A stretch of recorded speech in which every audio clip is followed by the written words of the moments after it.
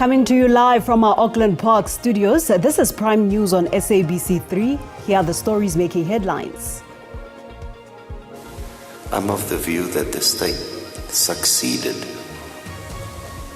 in proving the guilt of Mr. Apollos, Mr. Van Rijn, Ms. Smith.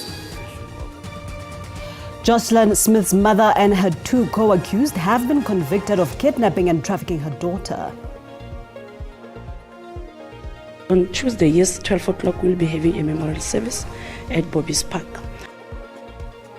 The official police funeral services of the three deceased constables will be held from Thursday to Saturday. And another sigh of relief for motorists as petrol and diesel prices are set to drop from midnight Tuesday next week. Good evening and welcome to Prime News on 3. A pleasure it is to be in your company this evening. I am Paulette Nell.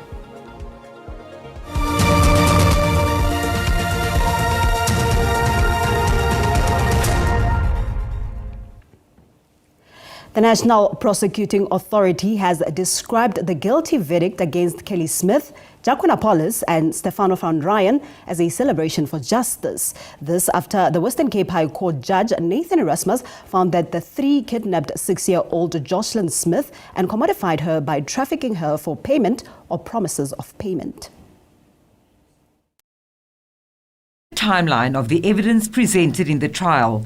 Judge Erasmus found that the plan, purpose and commodification of young Jocelyn satisfied the requirements of the charges against the trio. On count 1,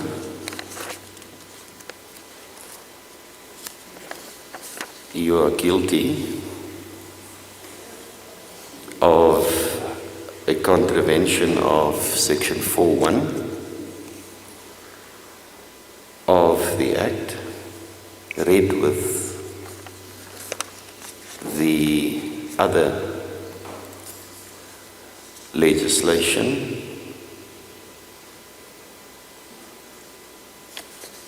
on trafficking in persons in relation to Jocelyn Smith.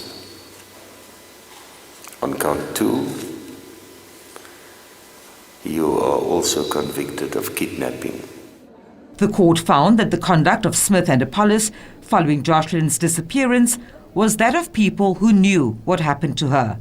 He said the evidence showed that they were not involved in searching for the child, slept soundly, and that Smith even danced at an event where a musical group performed in the days following her child's disappearance. This is not the conduct of somebody that's unaware of what happened to the child. He said the court only had the state's evidence, as the three chose to remain silent and not testify. Time where the evidence is such that it calls out for an answer. And yes, you may still exercise your right, but it has risks. The verdict was greeted with applause in the courtroom. Jocelyn's grandmothers said their questions about her whereabouts remain unanswered. So I am angry and I don't want to see her. The NPA has described the ruling as a landmark one for justice. We're extremely proud of the prosecution team and the investigation team for the hard work. The matter will return to the Western Cape High Court in Cape Town on the 9th of May to arrange for sentencing procedures. Vanessa Puna, SABC News, Saldanha Bay. The funerals of the three Bloemfontein police constables whose bodies were retrieved from Hanob's River on Tuesday will be held over 3 days next week. Free State Premier Makwin Letsoha Matai visited the bereaved families of Kebekulu Linda, Kemogetso Bias and Boipelo Sonoge to discuss their funeral arrangements. Please have different burial sites. The family of Sonoge has a site in Bloemfontein that is called South Park. The family of Linda from Bloemfontein as well, they got the family burial site of their own in what we call Makengenen, the old cemetery of Mangau. The family of Bays, they are residing in Bloemfontein, but they bury as well in Tabanchu.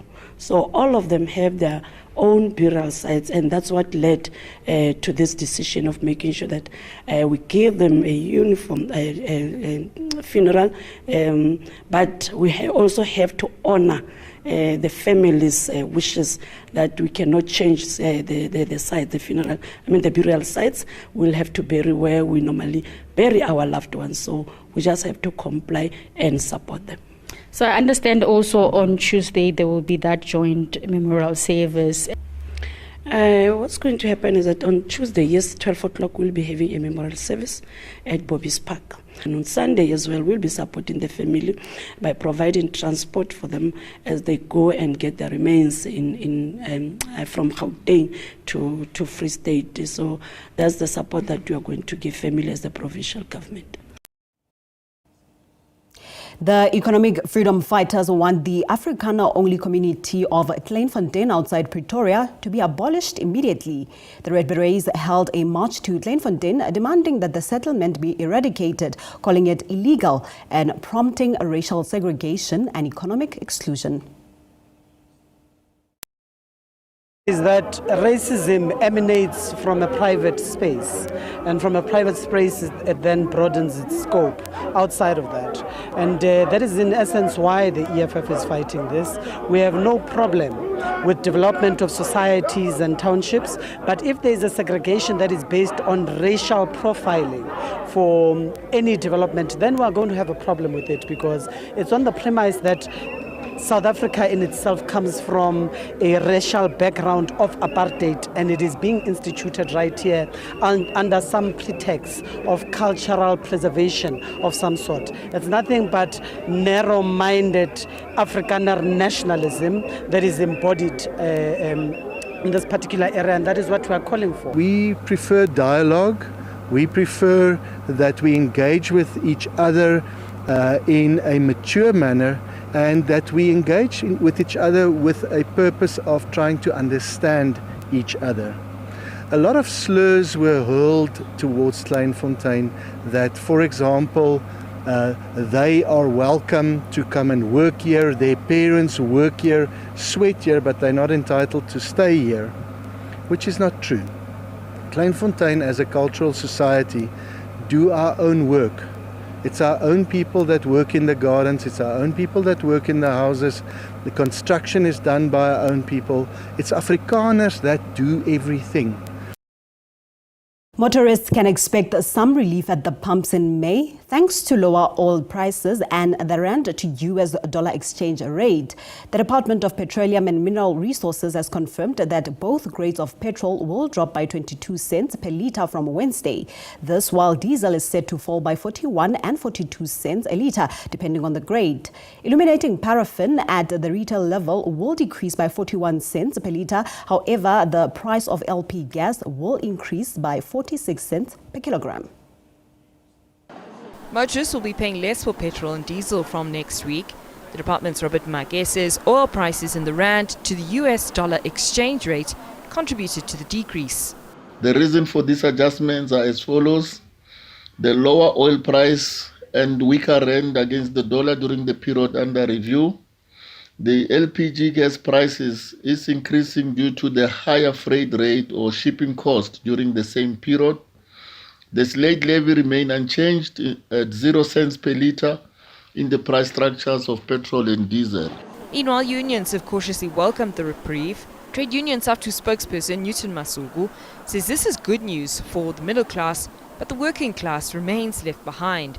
Of course, we are always for the reduction of prices and the mitigation of the hardships that society experiences. But I mean, as you would know, there's about 6.5 million of the working class, of those who work, actually the working class in employment, who earn around 4,500. And you have just the food basket alone costing 5,388 rand. So you can already see that even though the price of petrol is coming down, you have the overwhelming majority of the working class who rely on taxis.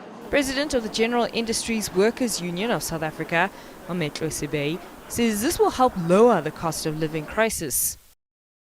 We do need lasting solution to the crisis of cost of living, and that requires one, regulation of prices in the interest of the working class majority in this country to build a low-cost economy, but also we need nationalization and public ownership over key sectors of the economy, particularly food and other sectors on which working class people rely, and that impact the cost of the livelihoods of the working class people to make life sustainable for many working people in this country.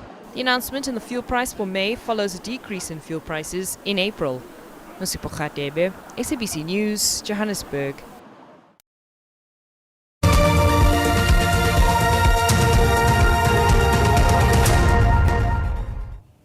Welcome back. Now on to this. An anti-illegal immigration movement in Gauteng marched from Parktown to the provincial legislature in Johannesburg. However, the March in a March movement could not hand over their memorandum of demands as the speaker of the legislature was not available. Some of those who joined the march say they are concerned for the future of their children. They marched to the highest office in Gauteng to denounce illegal migration. I stay around the job exhibiting, so I normally see these young kids sharing injection, they are consuming drugs. So that is not on. Our leaders, where are they? We're having prostitutions, children dying from illegal immigrants' shops. The Patriotic Alliance has called for the country's immigration laws to be enforced correctly.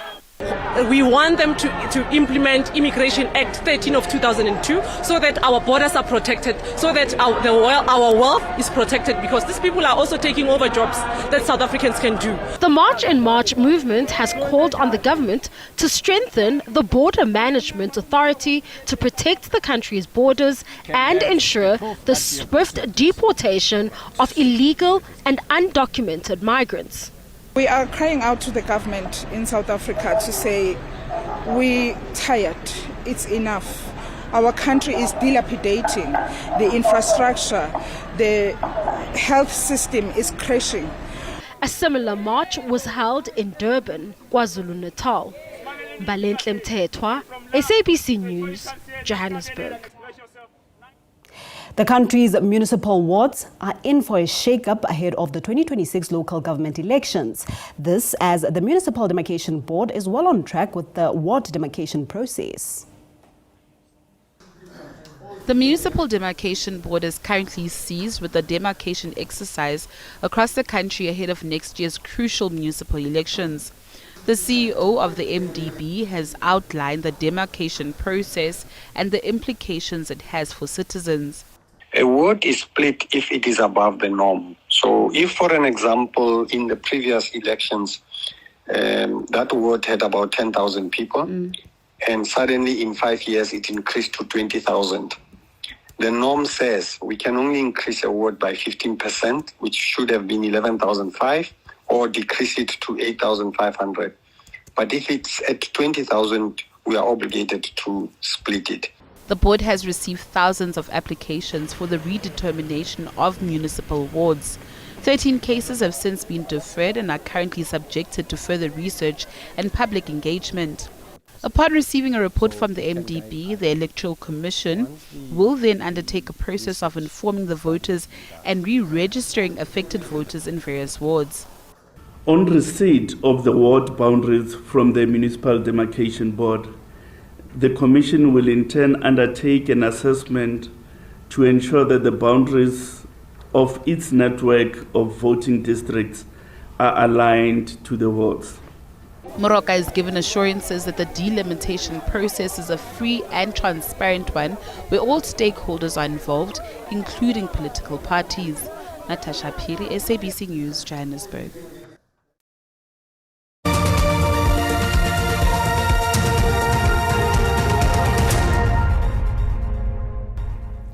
Thank you for staying with us. We continue with this. Thousands of hectares of crops next to the Vaal River were destroyed during recent floods along the river. Farmers are planting lucerne and beans in the Bloemhof and Christiana areas in the Northwest Province were affected mostly, with some saying that they will not have the funds to replant their crops.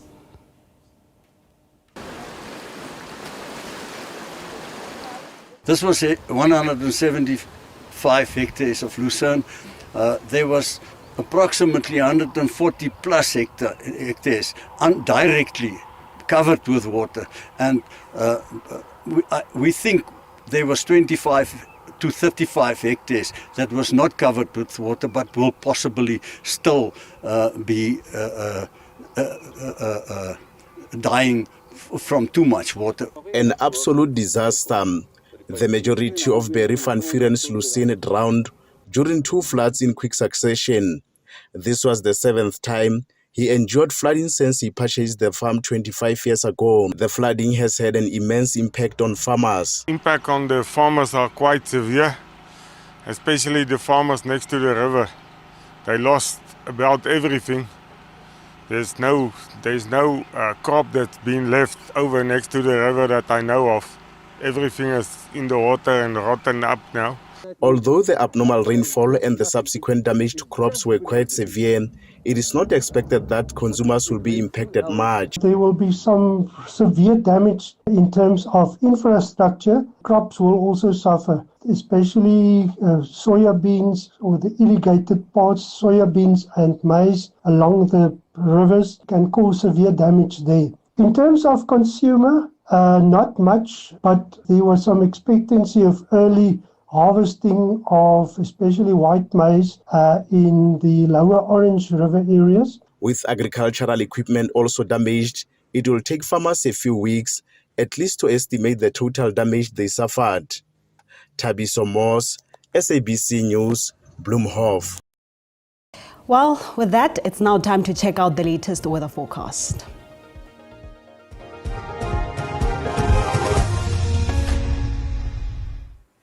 Thank you very much and a very warm welcome to the weather desk. We are under the influence of a cold front passing across the central interior of South Africa and then exiting over the east coast, leaving behind clear weather conditions in the central interior, some partly cloudy skies over the east, and some low-level clouds can be seen as well over the south coast of South Africa for tonight. There is also a slight chance of rainfall in the south coast of the Western Cape and the Eastern Cape, across KwaZulu-Natal, especially over the northern interior and towards the low-field region of Limpopo, with a 60% probability of rainfall for these parts of the country for tonight and tomorrow. This will persist in the morning. Otherwise, a slight chance of rainfall can still be expected across the eastern coastal areas of South Africa. And some fog patches can also be expected in the morning across the eastern escarpment. And for tonight, the cold front is leaving behind very strong winds coming from the southwest direction in many areas in the coastal areas of the Western Cape, the Eastern Cape, and even reaching KwaZulu-Natal later on in the afternoon. And this may result in very rough seas, especially over the wild coast of the Eastern Cape province. So please be on the lookout for these severe weather conditions. And there are some field fires due to very strong winds as well over Namakwaland in the coastal areas of the Northern Cape. And temperatures will go below freezing over Sutherland in the Northern Cape and just above freezing conditions for Bethlehem in the Eastern Free State, a minimum of 10 for Johannesburg and 7 degrees over Emerald. Very cold conditions can also be expected over the interior of the Eastern Cape overnight. And tomorrow afternoon, only 13 degrees for Komani and 14 over Mthatha, 15 in Bethlehem, 17 degrees over Kimberley, and a maximum of 27 degrees can be expected over Alexander Bay. Mild weather conditions for the Gauteng province and towards Cape Town in the Western Cape. And that is all from the weather desk.